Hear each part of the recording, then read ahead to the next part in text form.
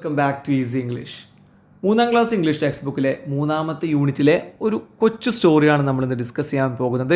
കൂടുതൽ വീഡിയോസിന് easy English എന്ന YouTube ചാനലിൻ്റെ പ്ലേലിസ്റ്റ് സെക്ഷൻ വിസിറ്റ് ചെയ്യുക. ഓരോ ക്ലാസ്സിനും സെപ്പറേറ്റ് പ്ലേലിസ്റ്റുകൾ സെപ്പറേറ്റ് ആയിട്ട് തന്നെ ക്രിയേറ്റ് ചെയ്തിട്ടുണ്ട്. ക്ലിക്ക് ചെയ്ത് കഴിഞ്ഞാൽ അതാത് ക്ലാസ്സിലെ ഇംഗ്ലീഷ് ടെക്സ്റ്റ് ബുക്ക് ലെസൺസ് നിങ്ങൾക്ക് കാണാവുന്നതാണ്. സോ വീഡിയോ ഇഷ്ടപ്പെട്ട് കഴിഞ്ഞാൽ എന്തായാലും സബ്സ്ക്രൈബ് ചെയ്യുക.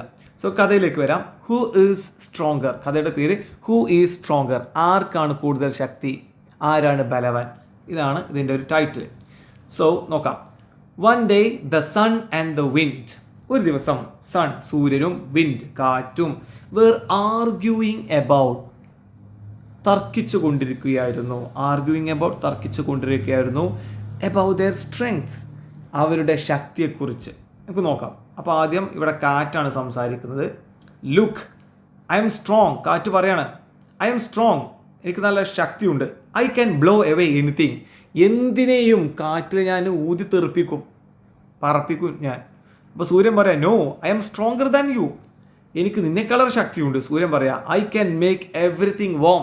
എന്തിനേയും ചൂട് പിടിപ്പിക്കാൻ കഴിയുമെന്ന് സൂര്യൻ പറയുന്നു. So they so a man walking. ആ സമയത്ത് രണ്ടുപേരും ഒരു മനുഷ്യൻ ഇങ്ങനെ നടന്നു പോകുന്നത് കണ്ടു.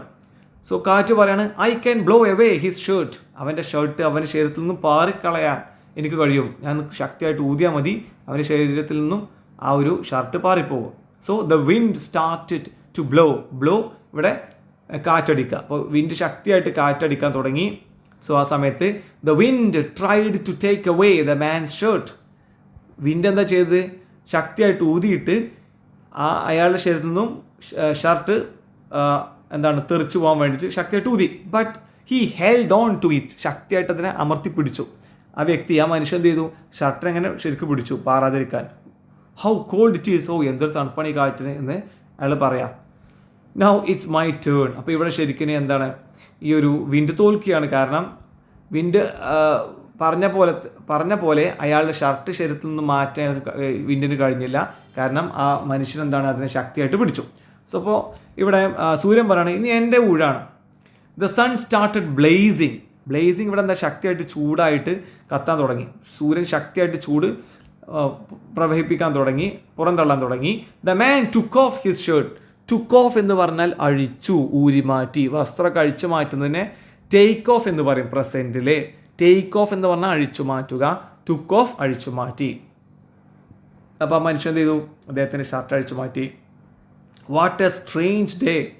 എന്തൊരു അത്ഭുതകരമായ, വളരെ പെക്യൂലിയർ ആയിട്ടുള്ള ദിവസം, വളരെ പ്രത്യേകത നിറഞ്ഞൊരു ദിവസം. It was cold earlier. ഭയങ്കര തണുപ്പായിരുന്നു നേരത്തെ, കാരണം അപ്പം കാറ്റടിച്ചിരുന്നു. Now it's hot.